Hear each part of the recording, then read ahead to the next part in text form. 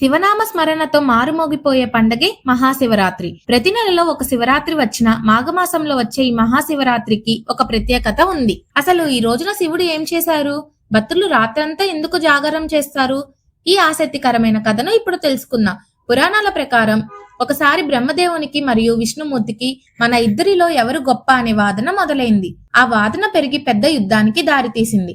అప్పుడు పరమశివుడు వారి మధ్య ఒక భయంకరమైన అగ్నిస్తంభం రూపంలో ప్రత్యక్షమయ్యారు. మీలో ఎవరైతే ఈ స్తంభం యొక్క మొదలుని చివరిని కనుగొంటారో వారే గొప్ప అని శివుడు చెప్పారు. విష్ణువు వరాహంల భూమిలోకి, బ్రహ్మ హంసల ఆకాశంలోకి వెళ్లారు. కానీ ఎవరికి శివుడి ఆది అంతాలు దొరకలేదు.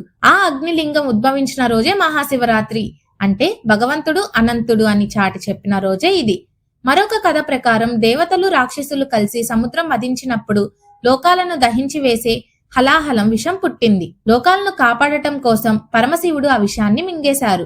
ఆ విషం గొంతు కిందకు దిగకుండా పార్వతీదేవి శివుడి గొంతును గట్టిగా పట్టుకుంది.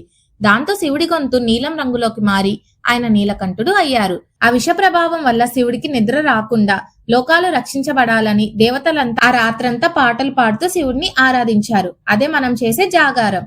అందుకే శివరాత్రి రోజున ఉపవాసం ఉండి రాత్రంతా జాగారం చేసి లింగోద్భవ కాలంలో శివుడిని అభిషేకిస్తే మనలోని చెడు గుణాలు నశించి పుణ్యం లభిస్తుందని నమ్ముతారు.